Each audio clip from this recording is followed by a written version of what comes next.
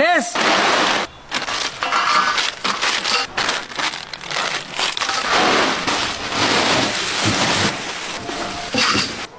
தண்ணி, காலிஃபிளவர், மஞ்சத்தூள், காலிஃபிளவர்,